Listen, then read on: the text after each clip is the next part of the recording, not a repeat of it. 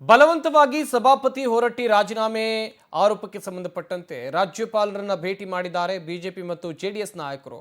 ಲೋಕಭವನಕ್ಕೆ ಛಲವಾದಿ ನಾರಾಯಣಸ್ವಾಮಿ ಶರವಣ ದೂರನ್ನು ಕೊಟ್ಟಿದ್ದಾರೆ. ಹೊರಟ್ಟಿ ರಾಜೀನಾಮೆ ಅಂಗೀಕರಿಸಿದಂತೆ ರಾಜ್ಯಪಾಲರಿಗೆ ಮನವಿಯನ್ನ ಮಾಡಲಾಗಿದೆ. ಸಭಾಪತಿ ಬಸವರಾಜ ಹೊರಟ್ಟಿ ಅವರನ್ನ ಬಲವಂತವಾಗಿ ರಾಜೀನಾಮೆ ಕೊಡಿಸಲಾಗಿದೆ ಅವರಿಂದ. ಹೀಗಾಗಿ ಬಿಜೆಪಿ ಜೆಡಿಎಸ್ ನಾಯಕರು ರಾಜ್ಯಪಾಲರನ್ನ ಭೇಟಿಯಾಗಿದ್ದಾರೆ.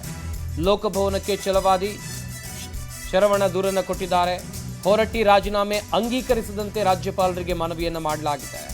ಸದನದ ನಡಾವಳಿ ಪ್ರಕಾರ ರಾಜೀನಾಮೆ ಸಲ್ಲಿಕೆ ಆಗಿಲ್ಲ ಅಂತೇಳಿ ದೂರು ಕೊಡಲಾಗಿದೆ. ಸಭಾಪತಿ ಹೊರಟ್ಟಿ ಸ್ಥಾನಕ್ಕೆ ಸಲೀಂ ಅಹಮದ್ ಆಯ್ಕೆಯನ್ನ ಕಾಂಗ್ರೆಸ್ ಮಾಡಿತ್ತು. ಸದ್ಯ ಈ ಕುರಿತಂತೆ ಲೋಕಭವನಕ್ಕೆ ತೆರಳಿ ದೂರನ್ನ ಕೊಡಲಾಗಿದೆ. ಅವರಿಂದ ದಬಾವಣೆಯ ಮೇಲೆ ಸಹಿ ಹಾಕಿಸಿಕೊಂಡು ಕೊನೆಯಲ್ಲಿ ಡೇಟ್ ಅನ್ನ ಆಮೇಲೆ ಪೆನ್ನಲ್ಲಿ ತಿದ್ದಿದ್ರು. ನನಗೆ ಭಯದ ವಾತಾವರಣ ಸೃಷ್ಟಿಯಾಗಿದ್ದರಿಂದ ನಾನು ಬೇರೆ ನನಗೆ ಮಾರ್ಗವೇ ಇರಲಿಲ್ಲ. ಅಲ್ಲಿ ನನ್ನ ಚೇಂಬರ್ ಒಳಗೆ ನುಗ್ಗಿ ನನ್ನನ್ನು ಹೊರಗಡೆ ಹೋಗೋಕ್ಕೂ ಬಿಡದೆ ಬಾಗಿಲು ಹಾಕಿ ನನ್ನ ಮೇಲೆ ದಬಾವಣೆ ಮಾಡಿ ಭಯದ ವಾತಾವರಣ ಸೃಷ್ಟಿಯಾಗಿದ್ದರಿಂದ ನಾನು ಅನಿವಾರ್ಯವಾಗಿ ರಾಜೀನಾಮೆ ಕೊಡಬೇಕಾಯಿತು ಅಂತಕ್ಕಂಥ ಮಾತುಗಳನ್ನ ಮಾನ್ಯ ಬಸವರಾಜ ಹೊರಟ್ಟಿ ಅವರು ನಮಗೆ ಹೇಳಿದರು. ಈಗಾಗಲೇ ಬಹಳ ನೊಂದಿದ್ದಾರೆ.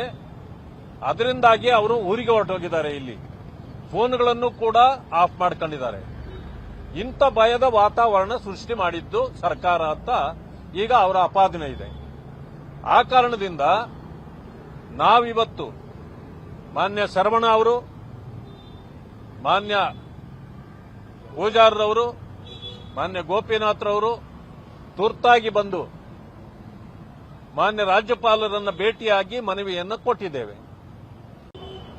ಅವರಿಂದ ದಬಾವಣೆಯ ಮೇಲೆ ಸಹಿ ಹಾಕಿಸಿಕೊಂಡು ಕೊನೆಯಲ್ಲಿ ಡೇಟ್ ಅನ್ನ ಆಮೇಲೆ ಪೆನ್ನಲ್ಲಿ ತಿದ್ದಿದ್ರು.